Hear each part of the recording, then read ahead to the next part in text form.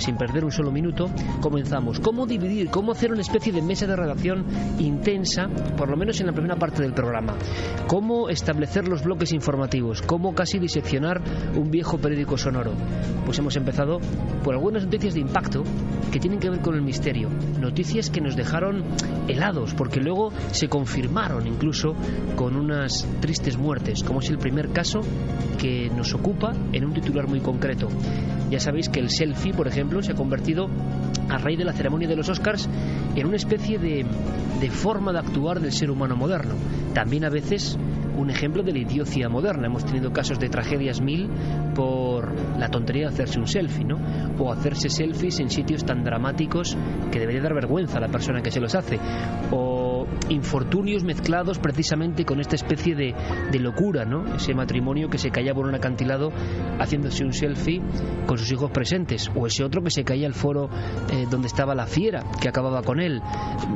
Son ejemplos de dónde estamos, ¿no? Para bien o para mal. Pero hubo un selfie concreto que dio mucho que hablar. Ese va a ser el inicio de este repaso.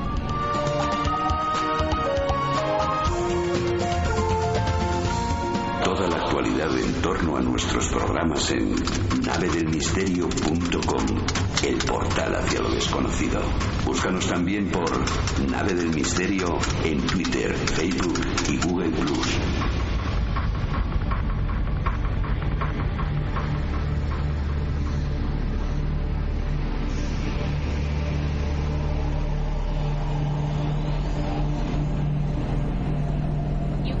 La celebrity inglesa Pete Geldof subió esta foto de ella y su bebé y dice que no hay explicación para lo que parece una pequeña mano justo sobre su hombro.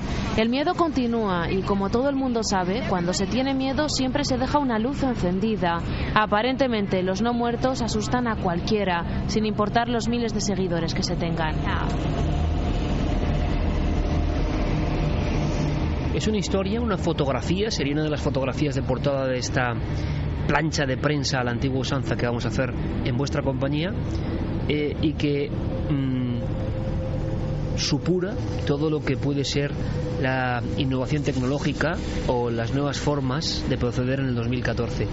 Las modas más o menos idiotizantes o eficaces que se reparten por todo el mundo. Una foto más, una autofoto, y aparece algo. El personaje no era un personaje cualquiera, Javier. Era un personaje que se podría considerar una creadora de tendencias. Ella era modelo, presentadora, llevaba varias columnas en periódicos importantes como The Guardian, el Daily Telegraph, incluso fue seleccionada por la lista Tatler para aparecer en el top 10 de los iconos de moda para el año, siendo la más joven de esa lista. Llegó a tener un reality de televisión para ella sola en la MTV.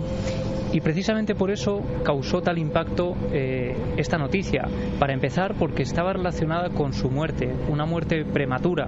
25 años de edad tenía esta chica cuando fue encontrada en la cama de la habitación de invitados. La autopsia dijo que la causa de la muerte había sido una sobredosis de heroína. Y lo que ocurrió es que pronto los medios se hicieron eco de una noticia que había ocurrido días antes, pero que fue a raíz de su muerte cuando el eco fue aún mayor. Al parecer, esta mujer, esta modelo, publica una fotografía en Instagram unos días antes de su muerte, en la que aparece con su hijo, con un niño pequeño en la bañera, y de repente ella se da cuenta de que en ese selfie que ella se ha hecho aparece algo que no debería estar ahí, una especie de mano, una mano viscosa, una mano con los nudillos muy marcados, con los dedos muy delgados. Algunos hablaban que podía ser la mano de un niño y que ella no sabía muy bien cómo explicarla. De hecho, el mensaje que acompañaba esta fotografía decía: este es un detalle de la fotografía en la que se ve una misteriosa mano fantasma en una foto que hice de Astala y mía en el baño. No es mi mano, ya que con una cogía su cintura y con la otra hacía la foto. Además, el ángulo de la mano es muy extraño si fuera la mía. Y esa imagen se convierte en prototipo de historia de fantasmas del 2014, la más célebre seguramente, recorre el mundo. ¿Qué es lo que ocurre? Bueno, ella contó que había estado indagando en el pasado de su casa, en la casa donde se toma esta fotografía, y había descubierto que allí en 1920, en la bañera de esa casa, se había suicidado la dueña de esa casa, que estaba además embarazada cuando se suicida, y relaciona estos hechos con la extraña fotografía. Lo cierto, Iker, es que a día de hoy esta foto sigue sin estar explicada. Esto ocurre en abril de 2014, de este año que estamos ya dejando atrás, y sin embargo no hay nadie hasta el momento que haya podido explicarla. El día 16 de abril, si no me equivoco, de este mismo 2014, hace unos cuantos meses, abordábamos la cuestión como una noticia más, y todo se complica con la aparición precisamente del cadáver de esta muchacha poco después del dramático selfie que entonces adquiere esa pátina de historia horrible y gótica casi, ¿no? Sí, además, unos días antes de su muerte, de hecho unas horas antes de su muerte, algunos medios apuntaban como si fuera una premonición. Peach publica una foto en las redes también, una foto suya de pequeña con su madre, y junto a esa imagen decía estas somos mi madre y yo, ¿no? Casi como si estuviera despidiéndose de esta forma. Era una mujer que publicaba bastante en Instagram, en las redes sociales, y de hecho estas redes a lo largo del año nos han servido pues para conocer otro tipo de noticias, ¿no? Similares, con fotografías parecidas, dándose eco a este tipo de cosas.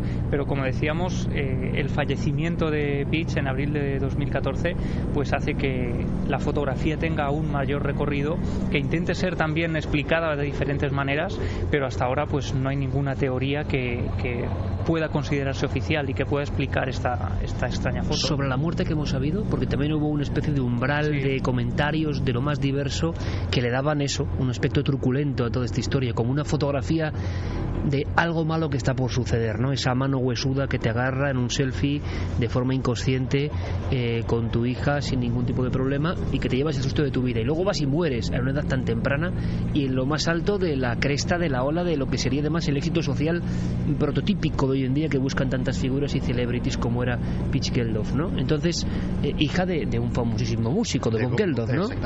¿Qué ocurre? Que se habló también de extraña muerte. No sé hasta qué punto eso al final se ha resuelto. Sí, de hecho algunos medios hablaban de una misteriosa muerte, porque ella aparece en esa cama como si se hubiera desvanecido en un momento dado, sin nadie en casa, como si nadie la hubiera podido socorrer, y eso aumenta un poco el misterio de cómo con 25 años una persona puede fallecer de forma tan drástica, ¿no? Ella sí que había tenido problemas con las drogas, pero precisamente en esos días ella estaba saliendo ya. Decía que había conseguido superar esa etapa. No solo eso, sino que había mantenido conversaciones telefónicas días atrás con su marido, con familiares, y todos la habían notado perfectamente. Creían que ese episodio estaba superado, efectivamente, pero es unos días más tarde, efectivamente durante varias semanas, se habla del misterio de la muerte de esta joven, porque no saben explicar lo que ha ocurrido, pero cuando se hacen los análisis finales en la autopsia, aparece esa sobredosis de heroína como causante de la muerte de esta mujer.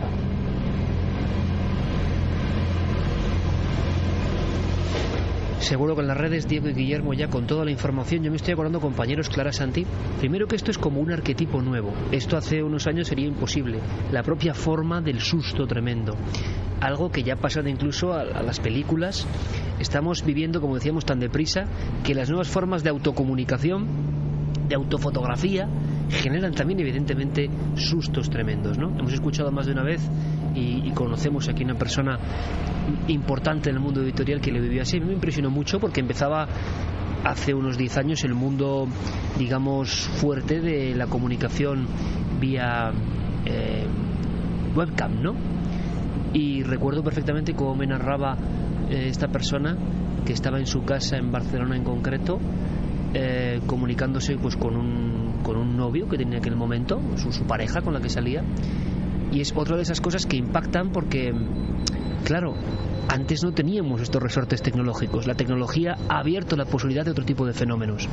Estaba junto a un pasillo el ordenador, la webcam, y entonces ese novio, desde el otro lado de la pantalla, a cientos de kilómetros, le decía: hombre, qué bueno que estoy tu sobrina en casa. Y entonces esta mujer respondía: no, si estoy sola. No, es que estoy viendo a tu sobrina al fondo del pasillo.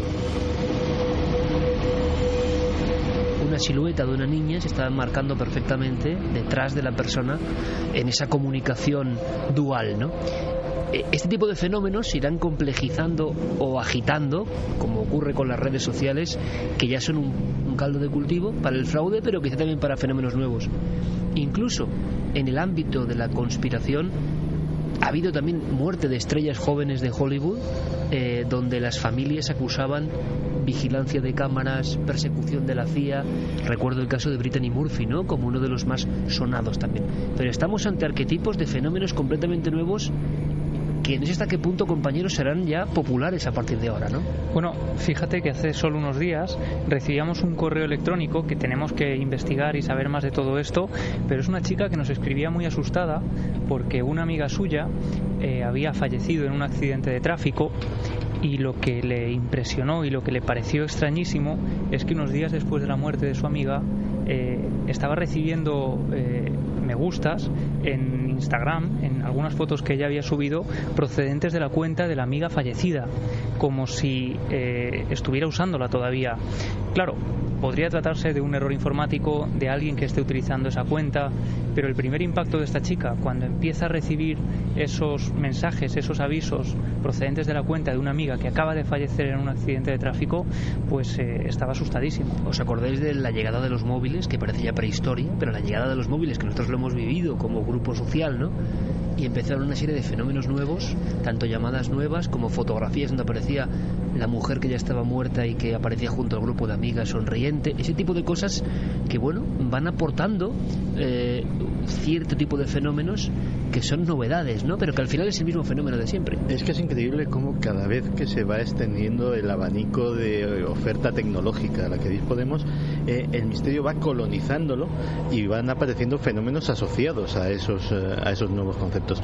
Yo creo que cuando se popularicen, y no tardará mucho, por ejemplo las impresoras en 3D o los cascos de realidad virtual, y haya prácticamente uno en cada hogar o en cada pocos hogares, seguramente estaremos aquí hablando de, oiga, una impresora en 3D de un señor en Murcia ha empezado a hacer esto que es extrañísimo, o tremendo susto se llevó este chaval cuando estaba en su programa de realidad virtual y de repente empezaron a aparecer personajes que no debían de estar allí. Yo creo que es algo a investigar, cómo absolutamente cada manifestación tecnológica ha tenido, de hecho, desde las más arcaicas, cuando aparecieron las primeras grabadoras ya estaban ahí las psicofonías para convertirse en un fenómeno. Estaban prácticamente en reproductores de discos de pizarra. En Siberia se graban, dicen, las primeras psicofonías y están ya en esos primeros reproductores. Con la electricidad llegan también otros fenómenos y nos damos cuenta el largo desarrollo del hombre nunca ha dejado de lado el misterio, ¿no?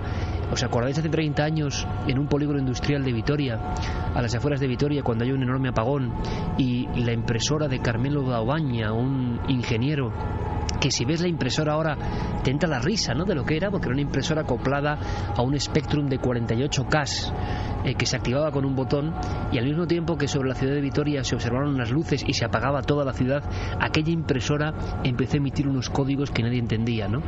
Bueno, seguramente con las impresoras más modernas de hoy en día sigue ocurriendo lo mismo, ¿no? Hay algo a los márgenes que parece que utiliza cualquier resorte tecnológico para ponerse en contacto con nosotros, ¿no? Bueno, pero fíjate, sin embargo, los patrones parecen seguir siendo los mismos que la aparición clásica, por ejemplo, en el cruce de caminos. Y es que parece que es selectivo. ¿Cuántos miles de millones de teléfonos móviles habrá ahora mismo en todo el mundo? Y sin embargo, ¿cuántas fotografías como estas se captan? ¿Cuántas llamadas de familiares difuntos? ¿Cuántos enigmas ocurren en elementos cotidianos que todos tenemos en casa? Sigue siendo algo que ocurre muy pocas veces en relación a la cantidad de elementos que tenemos ahí. Hombre, ocurre tan pocas veces como, por ejemplo, un encuentro con humanoides, ¿no? Yo creo que los últimos que hemos registrado en España hubo una especie de extraña oleada, no sabe uno hasta qué punto también motiva la circunstancia cuando habla de ello, pero no sé si os acordáis, a final del año 2012, hacia el mes de noviembre, yo estuve allí con Carlos Largo en el Monte Abantos, que es un lugar tan cerca y tan lejos al mismo tiempo, ¿no? Es un lugar aparentemente tan conocido, pero que es un lugar agreste donde los haya. Un grupo de chicos observa una criatura, una figura que está como apiñada junto a un camino y que cruza la vereda, mostrando su anatomía muy esquelética y que les asusta enormemente. A los pocos días, en un campo de aerogeneradores de la provincia de Cádiz, en la sierra de Cádiz, alguien llega a bajarse del vehículo, a acercarse para comprobar que lo que creía que eran dos operarios eran dos figuras muy extrañas y eráticas que miraban fijamente, que parecían los clásicos seres, como contamos en Cuarto Milenio, de los visitantes, ¿no?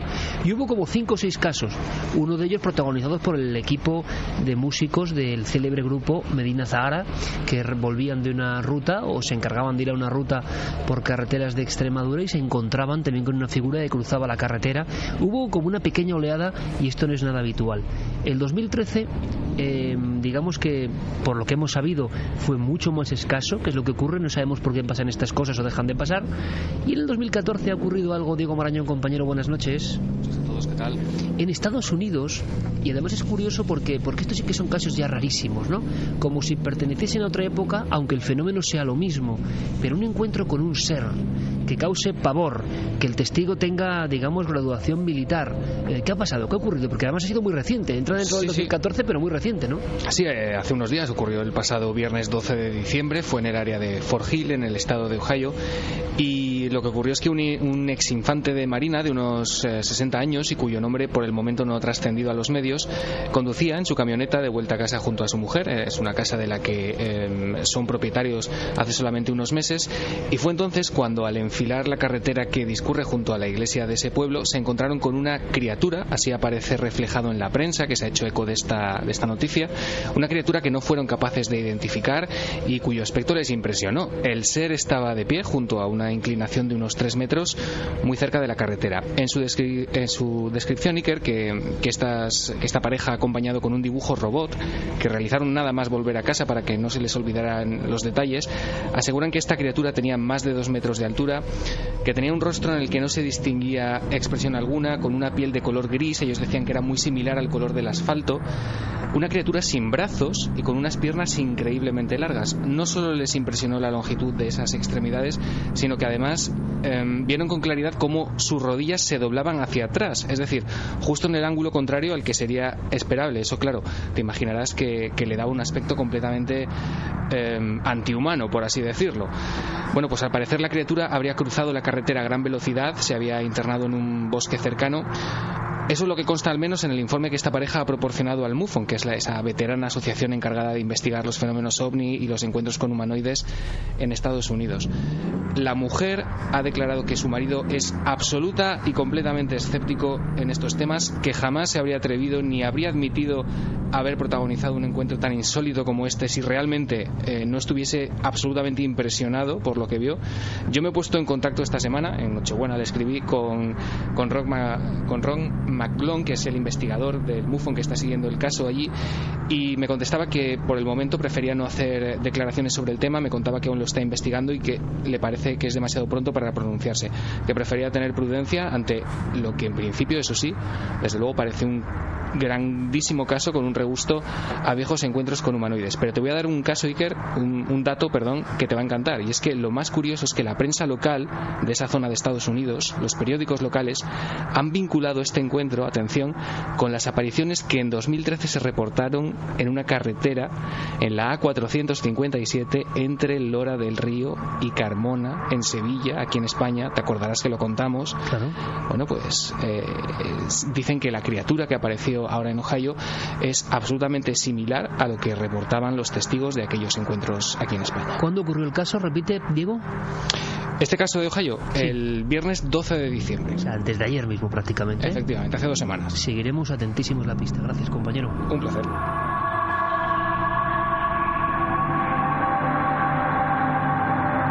Esto parece casi el lamento profundo, ¿no? De esos seres que ¿dónde están? Pertenecen al ámbito alucinatorio. Pero habría mucho que hablar de eso, ¿verdad?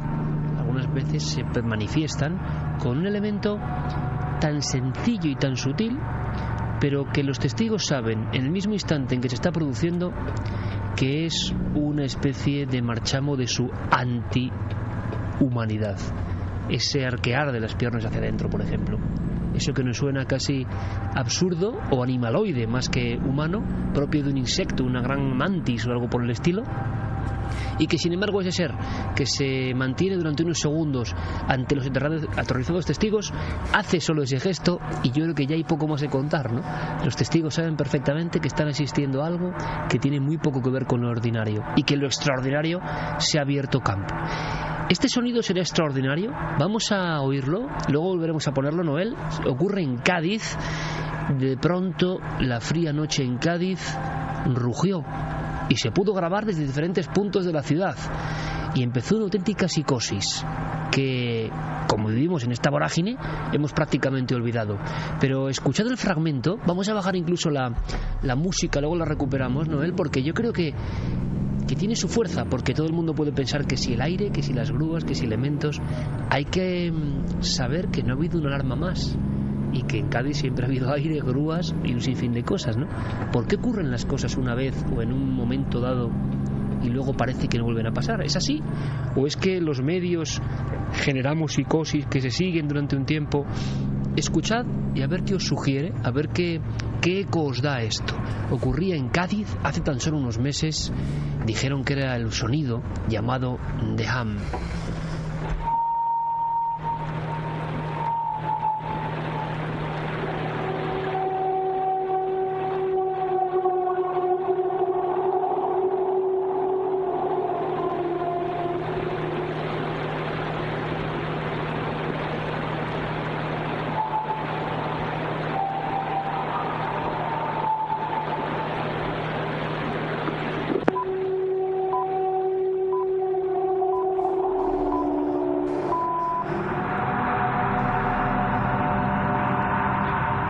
En punto de la madrugada en este periódico local, regional, universal que estamos realizando con noticias que creemos que no deben ser olvidadas. Al final todas están unidas por el mismo nexo, ¿no?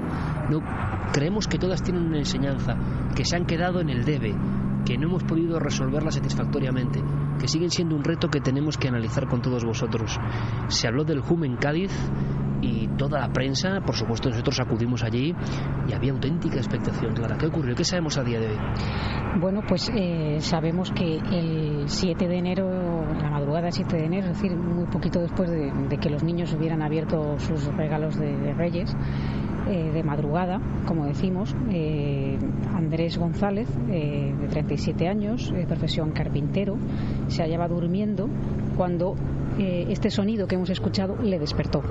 Era un sonido tan fuerte y además que no cesaba, que incluso algunos testigos posteriormente lo describirían como algo insoportable, que no tuvo más remedio que levantarse y ver de dónde procedía ese sonido, esa fuente de sonido que no logró identificar, y cómo se prolongó entre las 4:30 de la madrugada y las 6:30, tuvo tiempo hasta de grabarlo.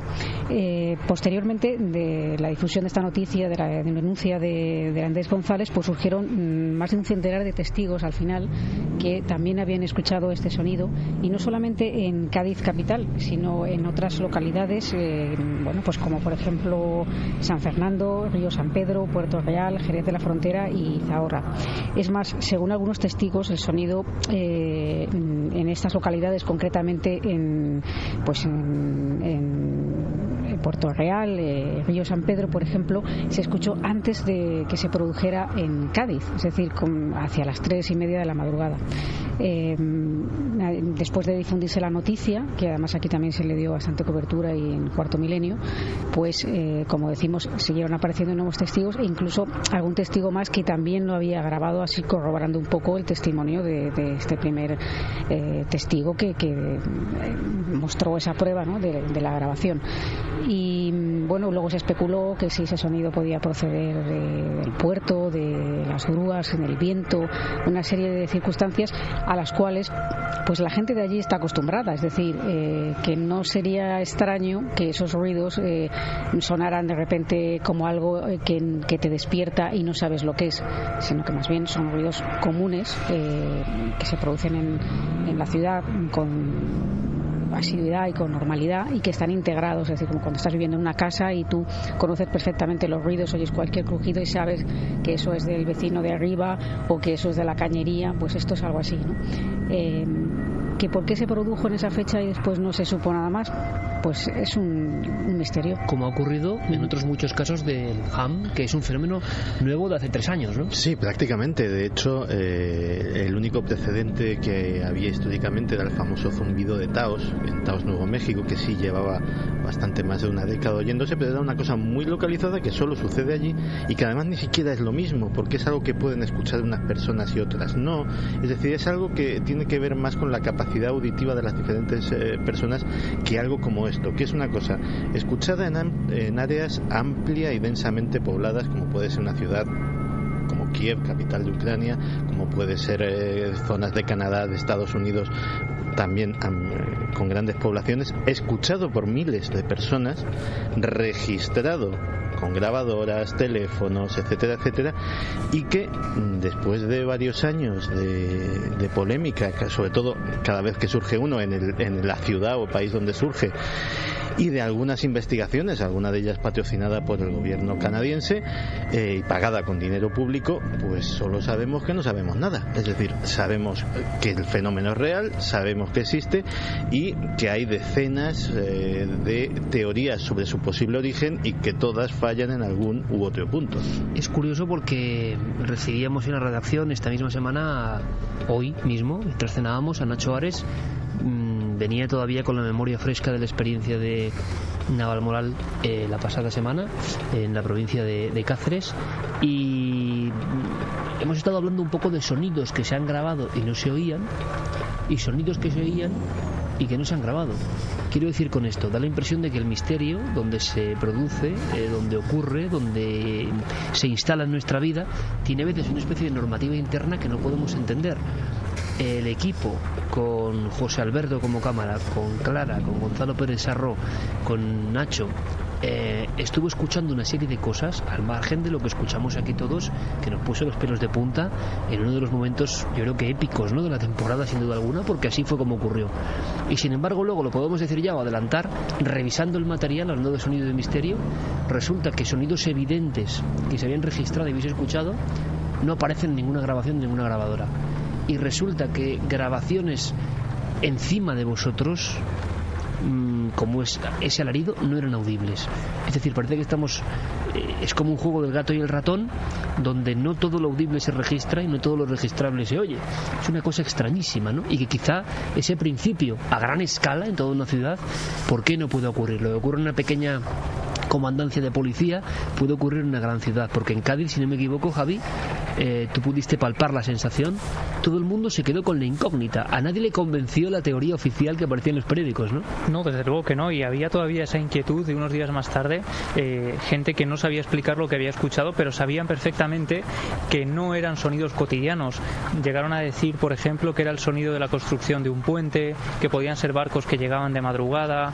Bueno, pues todos esos sonidos, esos vecinos están acostumbradísimos, son gente además que estuvieron toda la tarde con nosotros y constantemente me preguntaban en qué lugar se había escuchado todo esto. El periodista Isidoro Martínez, que no sabía nada del tema, se había empapado para intentar dar respuestas también a esas más de 100 peticiones que él recibió en unos días, contándole que habían escuchado todo eso.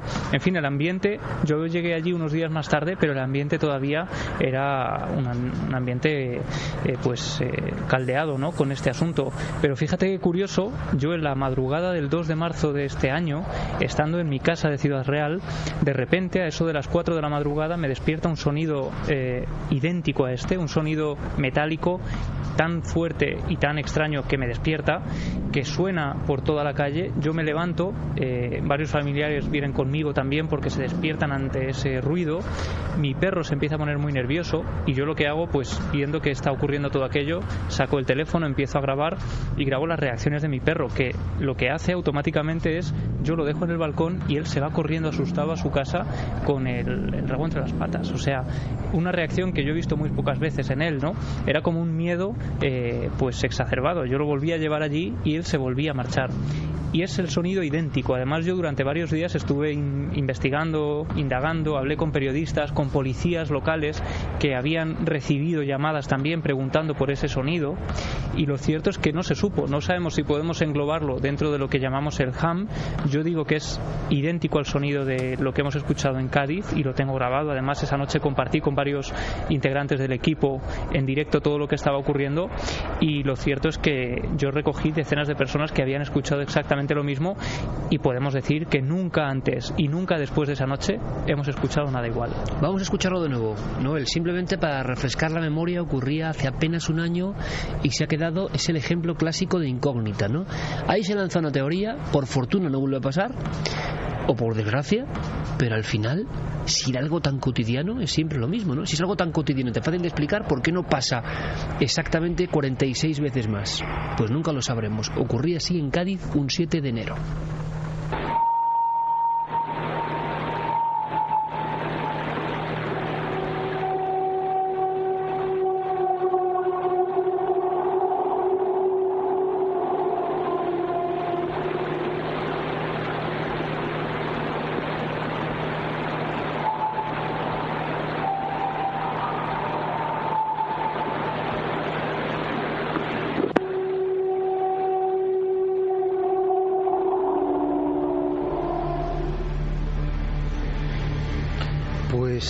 Por otro lado, lo que acaba de contar Javi es tremendamente interesante, porque los perros no solamente, y todos los que tenemos perros lo sabemos, tienen un especial sentido para detectar lo que es anómalo. Todos hemos visto cómo nuestros perros se asustan con los fuegos artificiales, por ejemplo, porque es algo que no está en su rutina, no está en su experiencia cotidiana. Pero es que además nosotros podemos escuchar un rango de frecuencias que va desde los 20 a los 20.000 hercios. En el caso de los perros, eso se triplica. Ellos llegan a escuchar frecuencias inaudibles para los seres humanos que llegan hasta los 60.000 hercios, lo que nosotros denominamos ultrasonidos, que para ellos es sonido absolutamente normal. Nosotros los llamamos ultrasonidos porque no los oímos, pero ellos sí los oyen. ¿Qué estaría oyendo tu perro, Javier, en ese rango de frecuencias que para nosotros no existen, pero que para ellos sí? ¿Qué estaría oyendo para sentir ese terror? No sabemos si todo en el misterio, esa aparición que hemos visto de un humanoide, de un ser que arqueaba sus piernas en dirección a las corvas en vez de las rodillas, para entendernos, generando un movimiento anómalo y muy visual, esa mano huesuda de procedencia desconocida que aparece poco antes de la muerte de esta joven celebridad, o las historias de luces en la noche, como ahora vamos a comentar, quizá en ese mismo espectrograma que ha hecho Santi, muy visual pero sonoro, nosotros tenemos una franja de percepción muy estrecha, muy concreta, y tanto por arriba como por abajo, y lo hemos hablado esta misma noche, moran miles de historias, moran miles de habitantes de universos que no sabemos si tenía razón el poeta Paul Eluard cuando dijo: hay muchos mundos pero están en este, porque sí que parecen muy cerca de este mundo. Y a veces nosotros, catapultados por mil y un motivos, circunstancias, estrés o una especial sensación de, vamos a decirlo así, transparencia o de inspiración especial, quién sabe, accedemos a uno u otro mundo que está dividido en capas como si fuera un arco iris. Cuando bajamos a las capas más inferiores nos encontramos, quién sabe si con esas criaturas o esos sustos que desde luego parecen emanar de una energía densa y complicada. Cuando accedemos a lo más sutil, a lo más elevado, a lo más complejo, por tanto, lo más difícil de acceder, resulta que todo es mucho más luminoso, como si hubiese también una serie de fenómenos absolutamente superiores a nosotros, o de una belleza muchísimo mayor.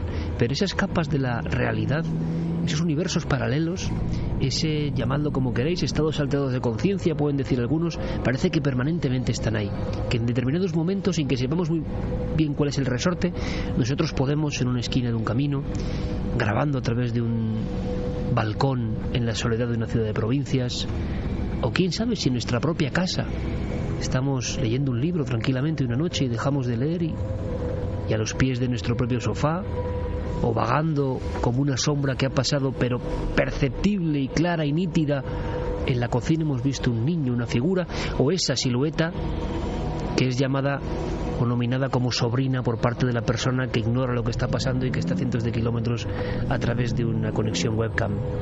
Todo esto parece un estrecho mundo que a veces dilata sus membranas, y nosotros, como seres más o menos porosos o más o menos corpóreos, podemos llegar a entrar y absorber todo esto o no, o podemos ser totalmente refractarios, ¿no? Y no quedarnos con nada. Pero también las luces de la noche parece que forman parte de toda esta realidad que se aparece. Si hay un caso que también además fue de inicios de año, que provocó miles de titulares y que acabó sin explicarse, es el de Bremen. Ya tuvimos a profetas del ámbito militar que nos dijeron que iba a pasar esto. También en el mes de enero, qué curioso, coincidiendo con lo de Cádiz prácticamente, y ni más ni menos que en la ciudad de Bremen todo se paralizaba por el caso, quizá no por la visión más espectacular, pero sí por la osadía de esas luces que bloqueaban ni más ni menos un aeropuerto alemán y lo condenaban a estar varias horas sin tránsito aéreo. Llegamos a hablar en Milenio 3 con Dennis Ritter, uno de los testigos, uno de los primeros en grabar el extraño fenómeno. Parece que ha pasado un siglo, lo que es la aceleración, y ha pasado apenas un año.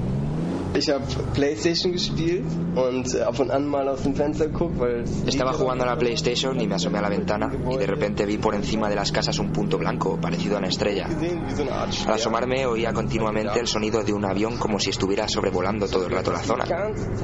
Pensé que quizás no tenía aún el permiso para aterrizar o quién sabe. Y entonces decidí fotografiarlo porque se trataba de una estrella bastante grande. Miré en Facebook y vi que un amigo había subido una captura de pantalla de una aplicación de vuelo que decía que un avión rondaba por el cielo de Bremen. Entonces pensé que sería un avión que no tenía permiso para aterrizar, no sé por qué. Luego seguí jugando a la consola y en algún momento este punto ya no estaba en el cielo. Y entre media hora y una hora más tarde voló un helicóptero por aquí encima y volví a asomarme algo mosqueado. Después, antes de irme a dormir, volví a echar un vistazo. Uno de tantos testimonios en la ciudad de Bremen donde se bloquea, repito, el vuelo. Hacía mucho tiempo que no vivíamos algo parecido. Logramos entrevistar a personal de la policía que afirmaba que desde torre de control se estaba viendo esto. Pero antes de que Javi nos cuente qué pasó, en qué quedó esto, fijaos lo que decía apenas una semana después, porque yo creo que es un poco el ojo de buen cubero, ¿no? El coronel Fernando Cámara, que después de la experiencia personal de perseguir el OVNI de Manises y de conocer casos de primera mano, analizaba con frialdad el suceso, las circunstancias, que ocurriese en pie de pista, que provocase ese caos aéreo en plena Europa Central, y lanzaba una profecía. Lanzaba el 7 de hacia el 15 de enero, nos contaba en vivo qué es lo que iba a pasar según él. Vamos a ver si ha tenido razón. Todos los países, todos estos casos los tienen declarados como secretos confidenciales. ¿Por qué? No es porque quieran ocultar, es porque no saben lo que es. Y como no saben lo que es, a ningún país le gusta reconocer que en su espacio aéreo de su soberanía pasan cosas que no saben lo que son. Y eso es, y por eso es por lo que lo declaran ahí. Entonces, ¿qué hacen? Pues procuran, como no saben lo que es, si supiesen lo que es, no te quepa la menor duda de que lo dirían. Ahora investigarán, verán, no sabrán de las trazas y eso, no habrá nada más. Te cogerán a 3 o 4 testigos y cogerán y dirán, es un objeto volante no identificado. ¿Acertó, don Fernando Cámara? Acertó de pleno, porque a día de hoy las únicas noticias que existen sobre el OVNI de Bremen son las que se publicaron en enero de 2014, justo a raíz de la visión de este extraño objeto, de este eco que apareció también en los radares, y no hay nada más. No se ha publicado nada sobre esa investigación que Fernando Cámara confirmó que la defensa alemana estaba investigando estos hechos porque esas trazas que dejaba el objeto no eran continuas, y lo cierto es que no sabemos más que lo que ocurrió allí. Y no es poco, porque desde luego este tipo de visión, que se paralice el espacio aéreo de un país o de una ciudad durante casi 3 horas, en concreto entre las 6 y las 8 de la tarde, hay vuelos que tienen que ser cancelados y desviados. Hay incluso, según publicó el diario Bild, el piloto de un avión llega a decir, cuando están aterrizando, dice a los pasajeros que tienen que volver a ascender en pleno proceso de aterrizaje porque estaban a punto de chocar con un eco de origen desconocido. Hay incluso controladores que intentan establecer contacto con el eco no identificado de ese radar. Las autoridades se pusieron en marcha inmediatamente, aparecieron helicópteros para intentar localizarlo, los policías también se convierten en testigos de esta luz en el cielo, que nadie sabe a día de hoy qué fue, no saben explicarlo. Se enviaron esos helicópteros, el estruendo, por ejemplo, de ese objeto fue tal que algunos vecinos, como el que escuchábamos, llegan a salir al balcón y hacen esas fotografías. Luego hubo también cierto revuelo porque ocurrió ese efecto tan curioso que se ha denominado efecto Lázaro, ¿no? Algunas personas empiezan a publicar vídeos falsos o vídeos que se habían publicado años antes como si fueran el objeto luminoso que se ve sobre Bremen. Y todo esto, claro, genera un ambiente de caos, de desconfianza, la gente no sabe muy bien qué creer. Hay también testigos que ven cómo esta luz, este objeto sobrevuela el estadio Werder Bremen, que eso es lo que hace, por ejemplo, que la noticia salga en decenas de periódicos deportivos, ¿no? Incluso en España. Y lo cierto es que, como decía Fernando Cámara y comentábamos antes, a día de hoy sigue sin haber una explicación, las autoridades no han dado ninguna respuesta y, como decían algunos profesores en la facultad, la sobreinformación es la mejor forma de desinformación. Al final, para tapar un asunto, no hay nada mejor que dejar que las noticias sigan su curso. Y además al nivel, ¿no?, que ocurren ahora mismo, que son decenas de noticias prácticamente por minuto. Bueno, pues otra noticia muy vinculada a las redes y a los peligros de la red nos sobrecogía tiempo después, con una figura propia de la imaginación popular, pero que se ha convertido en realidad porque ha habido gente que ha matado por ella. Por tanto, vaya realidad más rotunda, ¿no? Escuchamos a un miembro de la policía de un departamento de un lugar concreto donde ha ocurrido un hecho horrible. Ese hecho horrible es la siguiente noticia que tampoco deberíamos olvidar. Llevo aquí unos 24 años como capitán de la policía de Waukesha y jamás había visto un crimen de esta naturaleza, especialmente si tenemos en cuenta que se trata de chicas de 12 años. La víctima ha estado a punto de perder la vida. Una de las heridas provocadas por las puñaladas está rozando el corazón, y eso sin contar las otras 18 puñaladas que presenta.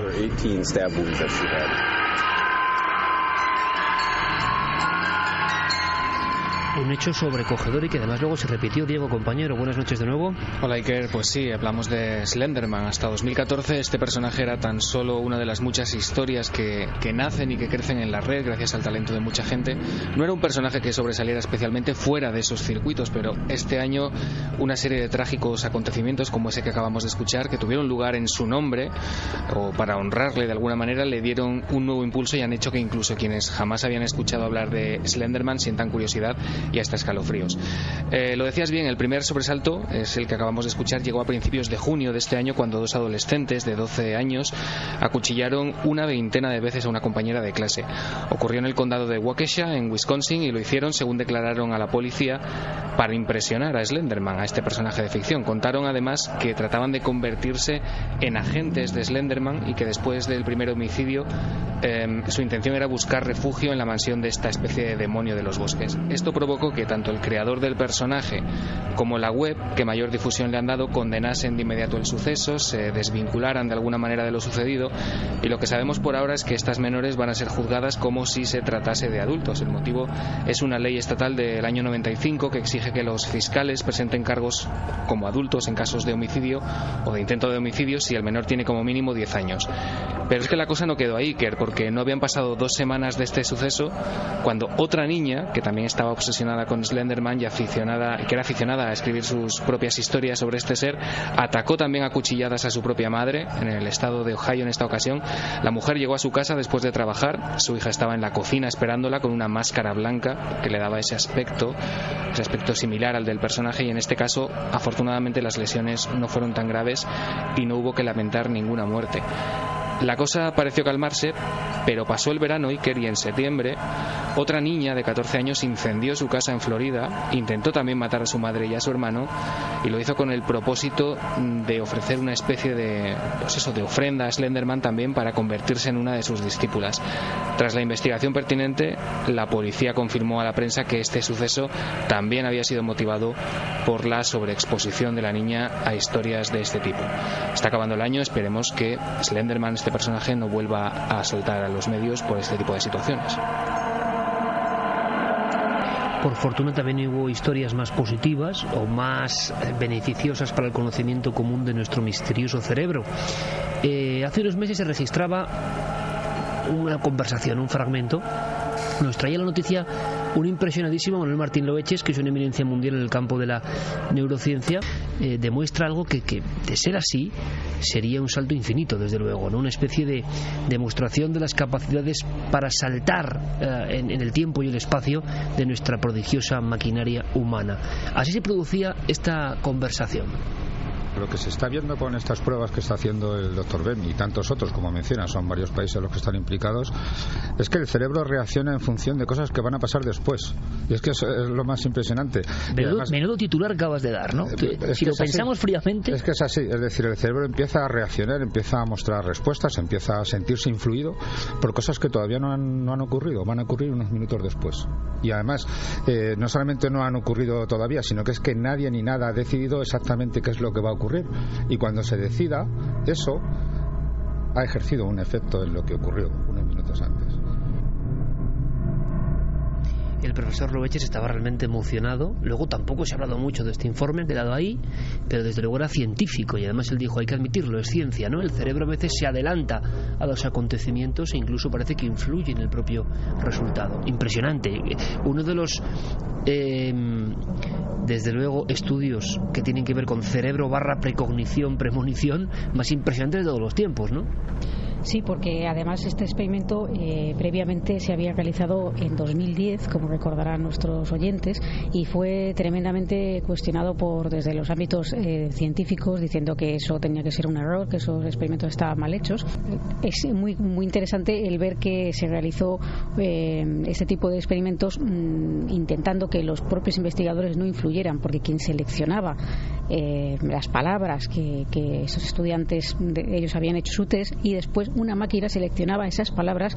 Había asepsia total. Sí, total. Y luego también en una segunda fase de esos experimentos había una cosa muy interesante, y es que se les proyectaban una serie de imágenes de todo tipo, pero de vez en cuando, de manera aleatoria también, sin que se decidiera por parte de los científicos que participaban en el proyecto, se intercalaban imágenes relacionadas con cuestiones eróticas, que se constató que las personas reaccionaban antes de que esas imágenes, o sea, unos segundos antes de que esa imagen llegara hacia ellos, y solamente se reaccionaban con ese tipo de imagen, con esa reacción tan característica que se repitió, dando a entender de alguna forma que no solamente la máquina no había seleccionado la imagen de cuándo se iba a emitir, sino que la persona ya lo había recibido con anterioridad. El cerebro se adelantaba durante una serie de fracciones de segundo a lo que estaba por suceder, reflejaba la impresión en su cerebro, la impresión fisiológica de algo que realmente todavía no había llegado a estar enfrente de la retina, ¿no? Yo creo que es impresionante. Sí. Y encima que no se había ni siquiera decidido por parte de nadie, es decir, que fue una máquina quien lo decidió, y que cuando se realizaron esas pruebas, la máquina aún no había seleccionado todo esto, ¿no? Según nos informó el doctor Gaona, los últimos acontecimientos, y estas son palabras mayores, pero van en esta línea, ¿no? Fijaos el abanico, ojalá vengan a contárnoslo, el abanico de lo que se está haciendo ahora en Canadá, cómo interviene el cerebro, la disposición, la positividad, la actitud del cerebro del experimentador en, por ejemplo, los diferentes movimientos, caldo de cultivo, microorganismos. Es decir, la mente influye sobre lo que se está experimentando en concreto. Y claro, esto se puede hacer con unas tablas de miles y miles de pruebas, ¿no? Pero el umbral que se abre ahí es impresionante. Es decir, que el científico está influyendo, como siempre hemos dicho, ¿no? Como hemos temido o creído en muchos de los ámbitos de lo misterioso, sobre el objeto que se está llevando a cabo, ¿no? Como estudio. Así que veremos qué ocurre. Carmen, yo no sé nuestro público si cree que ha habido alguna noticia que más le ha impresionado, que más ha destacado, que cree que nos hemos perdido en este repaso, o que cree que sea absolutamente fundamental para recordar el 2014 en el ámbito del misterio de momento. Pues buenas madrugadas. Sí que es la verdad es que están comentando sobre las noticias que se han dado hasta ahora. Por ejemplo, Rocío dice: Slenderman, la fobia de mi hijo, días y días sin dormir. Juan Antonio Hidalgo, sin duda, el de los niños y los rituales es terrorífico, lo que puede hacer alguien con fama y poder, te quedas indefenso. Pantera, ¿cómo está el patio? Que los adolescentes se obsesionen con personajes de ficción y cometan actos luctuosos. Nuria dice: no podemos dejar pasar lo sucedido con el vuelo MH370, queremos saber lo que pasó por sus familias. Jesús, hay muy poca gente aquí en Cádiz que se haya enterado de esta noticia, apenas es conocida en la ciudad, pero es cierta. El dron de Bremen, lo dudo que fuera un dron militar o algo por el estilo, creo que fue un ovni fijo, nos lo decía Antonio Rubio. Patos Kruger, nunca se van a presentar, solo vigilan para que no cometamos ninguna barbaridad que termine con este planeta. Y Nora dice: es alucinante que algo tan fuerte como lo que ocurrió en Bremen pase ya completamente desapercibido. ¿Qué nos pasa? También se están haciendo muchos comentarios, Iker, en torno a la foto pues de la cantante y de su hijo. Todo tipo de teorías, como cuando dimos la noticia, que si es la posición en la que está, que si es un montaje, que si había alguien detrás, en fin, mucha polémica en torno a esa fotografía. La misma polémica desde luego la foto tiene algo, porque claro, tiene una muerte detrás, ¿no? Y entonces genera el mismo batiburrillo de opiniones a favor y en contra que hizo en su día. Luego enseguida repasaremos casi a modo de teletipo, pero es muy interesante, algo que la ciencia con misterio nos ha traído, unos hallazgos que son muy sorprendentes y que forman parte ya de nuestra vida cotidiana. Pero preguntaban por el MH370, Santi, y este sin duda es uno de los clásicos. Si hay que hablar de top de la conspiración en 2014, hay que empezar exactamente por aquí. Hola, ¿qué tal? Muy buenas tardes. A esta hora no hay datos, parece un misterio. No hay pistas del avión en el que viajaban 239 personas y con el que se ha perdido contacto. El aparato de Malaysia Airlines salió de Kuala Lumpur e iba a Pekín. Las autoridades de Vietnam dijeron en un primer momento que habían encontrado restos del fuselaje en el mar, algo que después han descartado. La propia compañía habla de avión desaparecido y no siniestrado, aunque se teme lo peor. Se perdió el contacto con el aparato solo 2 horas después de despegar. Este es el consejero delegado de la empresa. Las autoridades están tratando de... 2:30. Santi nos va a contar en titular, realmente casi en teletipos. ¿Qué nos supimos? ¿Cuál es la clave conspiranoica? Pues era el 8 de marzo, eran las 12:41 am y aquel vuelo que salía de Kuala Lumpur y debía llegar a Beijing nunca llegó. Y nunca llegó y se le declaró como siniestrado, como desaparecido, y poco a poco fuimos sabiendo noticias cada vez más alarmantes. Supimos que aquello había desaparecido súbitamente del radar, pero que no estaba en el punto en el que había desaparecido el radar. Supimos que esa desaparición del radar había sido voluntaria por parte de alguien dentro del avión y empezó a investigarse y a culparse tanto al piloto como al copiloto. Supimos que varias horas después ese avión siguió emitiendo señales que fueron captadas por satélite 4 horas después, pero que sin embargo no se podía localizar dónde estaba, en un arco que podía estar desde Kazajstán hasta mitad del Océano Índico. Y precisamente en mitad del Océano Índico empezamos a oír un nombre, empezamos a oír el nombre de la isla de Diego García, un atolón propiedad del gobierno británico, pero que se lo tienen arrendado a las Fuerzas Armadas estadounidenses, donde tienen una gigantesca base aeronaval.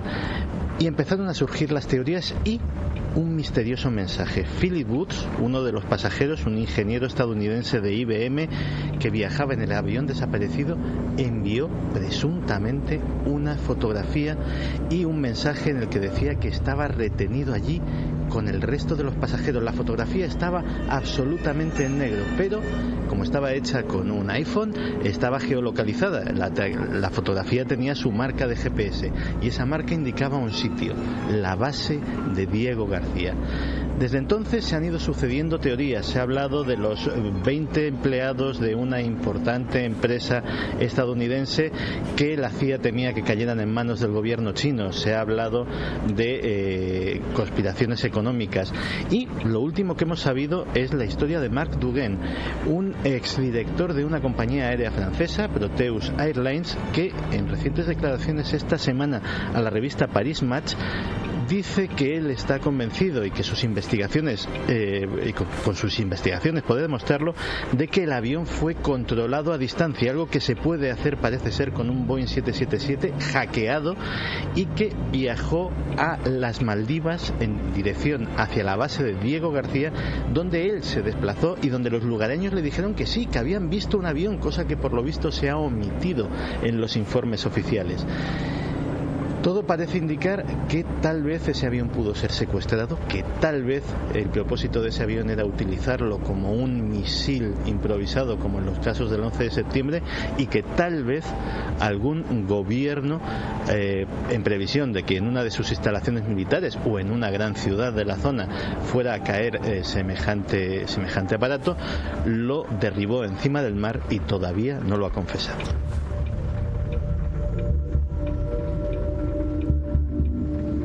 Por cierto que durante todo el año este avión desaparecido, fijaos si el año ha sido, vamos pasando, como decíamos, con la aceleración no nos damos cuenta de lo que pasa ni ayer, ¿no? Ya nos hemos olvidado del ayer. Uno abre un poco el archivo próximo y se da cuenta de las cosas que estamos contando, porque muchas de ellas, si os dais cuenta, compañeros, son clásicos del misterio que serán clásicos seguramente dentro de 20 años, de los de capítulo del libro del avión desaparecido. O sea, porque la última noticia, Carmen, la dábamos hace apenas 10 días, nueva inspección, una especie de escaneo sonar del fondo. Ya tenía eso mala pinta, pero se anuncia en todo el mundo que parece que es la cola, y al final se ha quedado también, como siempre, en agua de borrajas, ¿no? Pues sí, la verdad es que no se ha vuelto a saber nada de esos escaneos y de si se ha encontrado algo. No sabemos si es por el parón de Navidades, que también han parado de nuevo de buscar ese avión, o porque realmente no había nada. En principio estaban todas las compañías, todos los países en ese proyecto para escanear, además, palmo por palmo el fondo marino de un lugar que nunca había sido escaneado, y ahí estaba lo intrigante. Pero el caso es que no se ha vuelto a saber nada, Iker. La gente que estaba haciendo esas fotografías a través de los escáneres no ha vuelto a decir nada, y no sabemos si es que están investigando verdaderamente todo lo que se hizo o que han parado porque esa investigación no llevaba a nada cierto. Este mismo año, parece mentira, hace apenas 6 meses el mundo conocía unas siglas que ahora ya asumimos, ¿no?, como terroríficas y como una amenaza, pero hace 6 meses era algo absolutamente nuevo. Escuchamos a un portavoz norteamericano que hablaba con crudeza aquí en la cadena SER cuando el fenómeno comenzaba. ISIS, bueno, tengo que redecirlo, ya lo hemos dicho varias veces, no es un Estado, no es islámico, no representan esa gran religión. No podemos poner una fecha límite porque es una campaña ideológica al mismo tiempo que es una campaña militar. Pero vamos a degradar y destruir el grupo ISIS. Ese es el compromiso del presidente.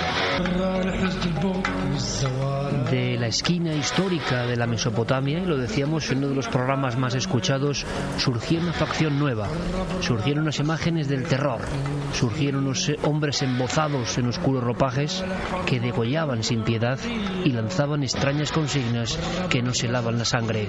Está ocurriendo, muchos piensan directamente que es casi propio de una profecía, de una apocalíptica profecía bíblica.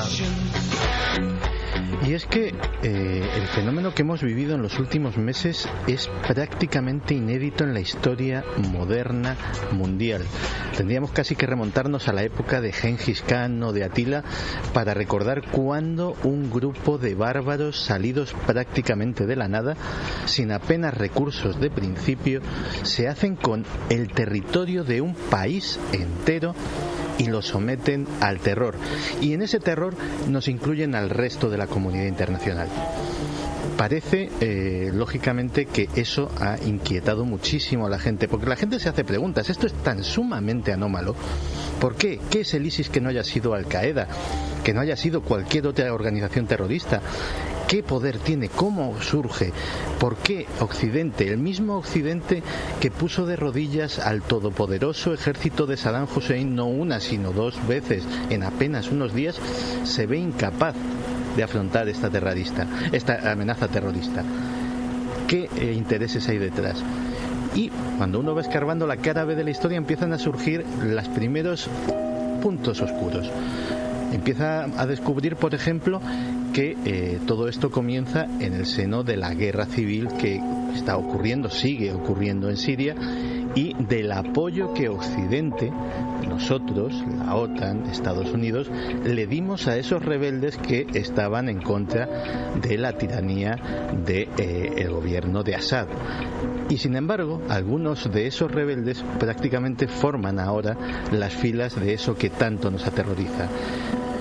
El dinero de los contribuyentes estadounidenses sirvió en muchas ocasiones para entrenar y financiar a alguno de estos terroristas. Cuando uno ve una película de hace muchos años, Rambo 2, creo recordar 3, los héroes eran los mujahidines afganos. Eran los luchadores por la libertad que se enfrentaban contra la tiránica opresión de la Unión Soviética. Rambo en persona iba a ayudar a un personaje que hasta físicamente se parecía muchísimo a Osama Bin Laden. Iba vestido igual, tenía las mismas armas, tenía los mismos ideales. En aquel momento eran héroes por la libertad. Esos héroes por la libertad acabaron derribando las Torres Gemelas. Pues parece ser que desgraciadamente el hombre, y en este caso el hombre de los servicios norteamericanos, es el único animal que tropieza dos veces en la misma piedra. Se habla de una sustancia, Santiago, como pasaporte para la ferocidad más absoluta que nunca antes, yo creo, que se ha visto en este mundo global, ¿no? Sí, porque todo esto tiene muchas preguntas oscuras. La primera, ¿de dónde sacan el dinero? Una de ellas, una de las fuentes de financiación es el petróleo, y entonces habría que preguntarse quiénes son los que le compran el petróleo al Estado Islámico, porque el petróleo no lo compra ni siquiera las empresas individuales, tienen que ser países, grandes corporaciones. ¿Quién está financiando ese petróleo? Pero luego otro muy impensable es el tráfico de drogas. Hay una droga que se llama el Captagón, felinato de... ahora mismo no me acuerdo, pero que es una metanfetamina muy potente, que se está convirtiendo en la droga de moda en todo Oriente Medio, y se está extendiendo su uso a Egipto, está corriendo por toda la cornisa del norte de África, e incluso los expertos temen que algún día, no muy tardío, cruce el estrecho de Gibraltar y nos la encontremos en Europa. Esa droga, esa metanfetamina, aparte de ser muy rentable porque es muy fácil de producir, porque es muy barata también de producir, aparte de eso tiene unos efectos que le convienen muchísimo al Estado Islámico. ¿Te acuerdas de los assassins? De aquellos individuos que tomaban una poción hecha con hachís y otras hierbas alucinatorias, que les provocaba que tuvieran un valor y una ausencia de temor a la muerte, que les hizo poner de rodillas a todo el Oriente Medio de su época? Pues sucede exactamente lo mismo. Ese Captagón produce un estado disociativo que te hace mantenerte al margen de lo que haces, no sentir dolor, no sentir fatiga, no sentir hambre, no sentir sueño, y sobre todo no sentir reparos morales a la hora de cometer cualquier atrocidad que se te ordene. No vas a tener conciencia, no vas a tener mala conciencia ni pesadillas después, porque en el fondo es como si no lo estuvieras haciendo tú.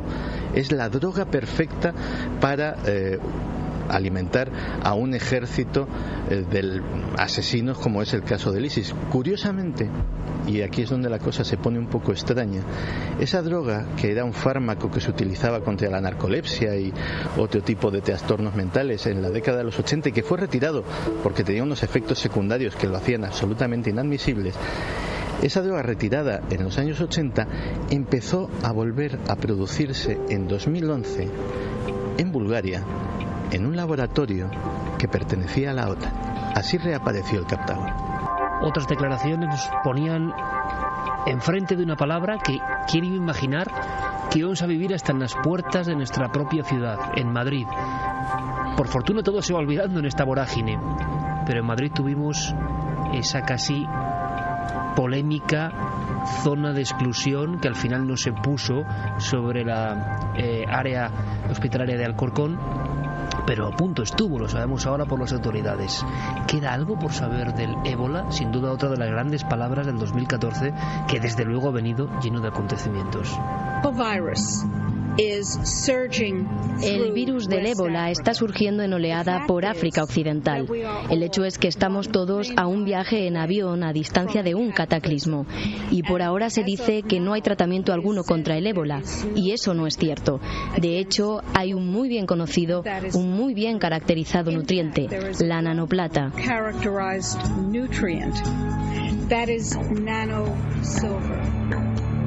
Personas que aseguran que hay una conspiración. En un titular, Santi, prácticamente, ¿qué nos queda de saber del ébola o los conspiranoicos que pensáis que queda todavía en la recámara sobre el ébola? Pues en la, digámoslo así, en la versión alternativa del ébola se piensa que queda por saber prácticamente todo. De dónde surgió, qué papel han tenido los laboratorios de armas biológicas, qué interés tienen las multinacionales farmacéuticas en ello, y algunos aspectos curiosos. Uno de ellos, el más curioso posiblemente, tiene que ver con otro vuelo, el MH17. En el MH17 volaba Glenn Thomas, consultor de la Organización Mundial de la Salud en Ginebra, y que había participado en un laboratorio en Sierra Leona, de donde se acusa precisamente desde círculos conspiranoicos que surgió este brote actual. Esa persona, muy asociada al gobierno estadounidense, de repente, casualmente, en lo más álgido del brote del ébola, desaparece en ese extraño también accidente, atentado más bien aéreo, cuya autoría todavía está por esclarecer. También llamó mucho la atención las declaraciones de una alta funcionaria estadounidense, Mary Harf, que se confundió en mitad de una rueda de prensa y en vez de decir epidemia de ébola dijo ataque con ébola, lo cual dio lugar a toda serie de suspicacias. E incluso algunos médicos, como el doctor Broderick, que es un médico liberiano pero educado en Estados Unidos, en la Universidad de Delaware, que hablaron en la prensa africana y que aquí tuvo muy poco eco, de que según sus análisis y según sus investigaciones, esta cepa del ébola en concreto era un organismo genéticamente modificado. Y cuidado, que la conspiración está claro que va a permanecer paralela a nosotros siempre ya, ¿no? Pero es que ha habido últimamente, y hablamos de la última semana, otro gran revuelo mundial, Santi. Bueno, hay uno que vamos a adelantar, porque yo creo que ha sido también otra cosa que iba como para máxima celebración y se ha quedado ahí como, ¿verdad? Recordamos el momento en la cadena SER. Un gran salto para Philae, un verdadero paso para la humanidad. El diario Liberación parafrasea a Neil Armstrong al tocar el suelo lunar para reseñar lo que Financial Times no duda en calificar de maravilla cósmica. La foto en blanco y negro tomada por el robot en su descenso al cometa 67P se repite en toda la prensa mundial para reseñar el primer aterrizaje de la historia en un cometa. Es un objeto bastante pequeño que apenas tiene 4 kilómetros de longitud y que viaja por el espacio, fíjate ahí que era 135.000 kilómetros por hora. Tú imagínate lo difícil que era que a esa velocidad una máquina construida por el hombre consiguiera aterrizar junto a ese cometa. Esa sonda de descenso Philae al final, con algún que otro problemilla, pues consiguió aterrizar en el 67P y ahora no solamente nos han mandado las fotografías de ese acantilado, sino que también se ha logrado saber que tenía agua. Ya sabéis que se planteaba la teoría de que el agua terrestre se produjo por la colisión de un cometa con nuestro planeta. Lo que se ha logrado saber es que ese agua que tiene el cometa no es el mismo que hay en la Tierra, es un agua diferente, tiene otros componentes, con lo cual parece que esa teoría por el momento no se puede comprobar. A nivel de arte prehistórico también ha habido una novedad importantísima, ¿no? Por lo menos en titulares, cuéntanos. Sí, Sí, lo que pasa es que se dan algunos datos que yo creo que no son del todo ciertos, porque en España, si no recuerdo mal, en el Castillo, en la Cueva del Castillo, en Cantabria, las dataciones llegaban hasta los 45.000 años, ¿no? 44.600, sí. Efectivamente, bueno, pues ya dan como las pinturas rupestres descubiertas en Indonesia como las más antiguas del mundo, cosa que no es cierta. Decía que Chauvet tenía unos 39.000 años de antigüedad y que estas podían tener entre 39.900 y 35.400 años, con lo cual serían pues las pinturas más antiguas del mundo, según publicaba la noticia, y entonces esa teoría de que el arte surgió en Europa caería del todo. ¿Qué ha pasado? Pues que en Indonesia lo que se han encontrado no es en cuevas, es en una serie de rocas que se encuentran en unos abrigos rocosos. Se han encontrado, eso sí, manos como las que vemos en muchas de las cuevas de nuestro país. La cueva de Marus, por ejemplo, en la isla indonesia de Sulawesi, sí que es cierto que hay una serie de pinturas que parecen unos animales un tanto extraños, como pueden ser unos cerdos muy antiguos, o se asemejan a eso han dicho los especialistas. Pero eso de que sean las más antiguas del mundo, pues como que no están muy enterados de lo que ocurre en nuestro país y en las cuevas del Castillo. Bueno, pero será una noticia, dio la vuelta al mundo, hay unas cuantas más. Hacemos el repaso del 2014 y nosotros continuamos también con mucha más información. Nos esperan algunos casos, algunos testimonios. Es la recta final del 2014, ni más ni menos, en Milenio 3. Ahora las noticias y enseguida volvemos.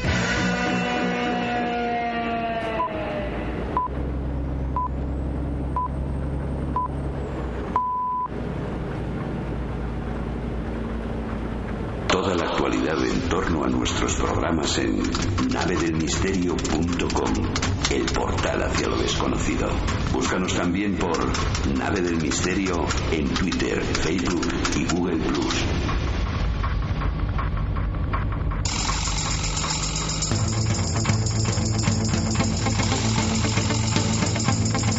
5 minutos. Conspiración, ciencia, misterio, hallazgos, historia, descubrimientos, todo eso y mucho más en el 2014.